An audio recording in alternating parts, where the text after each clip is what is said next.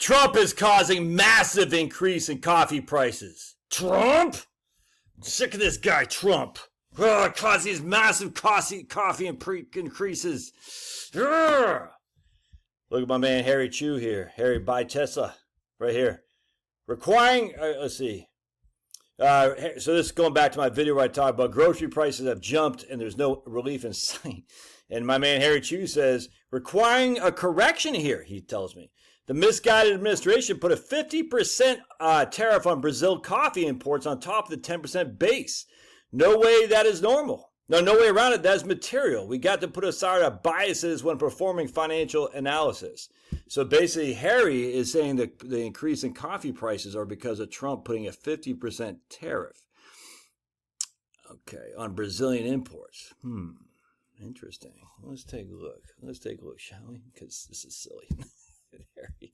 This is what happens with these the people believe in just globalism. This is what happens. They've been so hooked on anti-tariff narrative that they just can't think outside the box. They can't. It's like impossible for a guy like Harry, never mind the University of Chicago boys or any mainstream economist, to think anything good comes from tariffs. Anything. And you say, why? They say, Smoot Hawley. Smoot Hawley. In fact, I was reading something on Facebook like this, and I was like, oh my God. I was like, oh my goodness.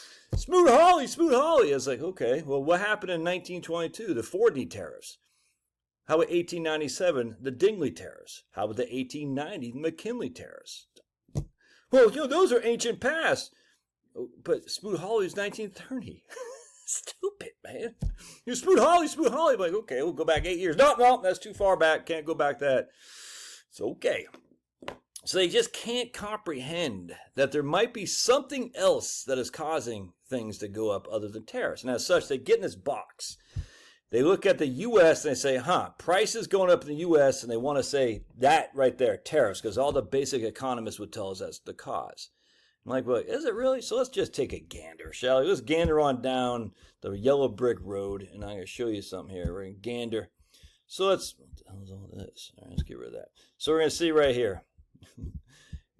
Coffee prices changes versus Canada in 2025. Coffee prices in the United States are up 21.7% in 2025, and then Canada is up 28.6%. All right, interesting. Does Canada put a 50% tariff on Brazilian coffee? I don't know. Coffee price changes 2025. Global versus U.S. market. And here's the U.S. in blue, and here's a global in red. And this is a change. Percent change is right there. So it's just so stupid. And by the way, when did Trump put that 50% tariff on? Oh, right there in August. We've had 30 days of 50% tariff on Brazilian coffee. It's dumb. I don't. So here you got the zoops. Here in the United States, just steadily going up. It's just the whole thing's so stupid. And we know what is causing this, dude. We know it's the freaking production. Let me see if I can't find this. So the coffee prices spiked 37%, the global coffee prices in February, the 47-year high. They went negative in June, negative 6.2%, which is below the January levels. And then they spiked another 30.7% in September when Trump put the 50% tariff on. I guess Trump put the tariffs on the whole world, apparently. Yeah, U.S. coffee prices never went negative. Consistent 2 to 3% monthly increases reached 25% in September. So is that Trump causing all this? I don't know. I don't think so. Let's take a look. Got major production declines. From Vietnam is down 20% production. Indonesia down 16.5%. And then we have an increase in demand. Chinese consumption is up 150% over 10 years. This is just...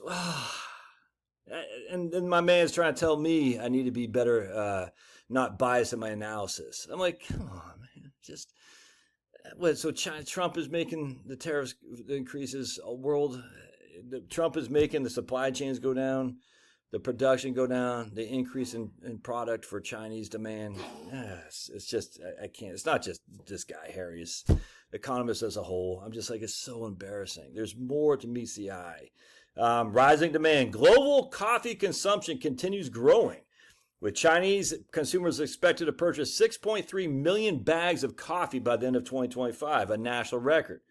Low inventory. Inventories came down significantly below historical levels.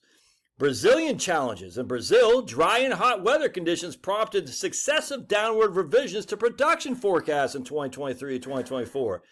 With official estimates, that's Pablo, he always wants to suck on a blanket. Now he's like trying to cough it up like he's a cat dog. He's like got a thing in there. So with official estimates shifting from an anticipated 5.5% increase year over year to a 1.6% decline. That's Brazil. Weather problems in Vietnam, prolonged dry weather, and it caused a 20% drop in coffee production in 23-24, and another 10% production drop for this year. Similarly, in Indonesia, 16.5%. Import dependency. This is the issue. This is why actually I would not have put, because I don't know, we might be able to grow coffee in Hawaii, I'm not sure.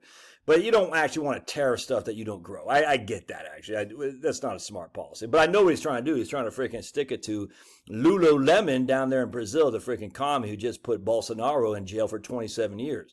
I get it. Sometimes you got to use tariffs to hurt your freaking enemies. And Lulu is an enemy, absolutely. Nearly 99% of coffee consumed in the United States is imported, making the U.S. particularly vulnerable to global supply. Yep, exactly right. We see ground roast coffee prices hit $8.41 a pound in July, a record high and a 33% increase from a year ago. Yeah. Retail coffee prices in the U.S. Jumped 21% in August compared to the same month last year. Yeah. Anyway, it's pretty interesting, actually. Global coffee price surge. Coffee prices have reached extraordinary levels globally. Anyway, the whole thing is just to blame tariffs for everything. Literally, you're freaking, let's see, Syracuse is smoking Clemson. You're a Clemson fan. I blame tariffs. It just gets old and it's silly. All right, God bless. We'll see you.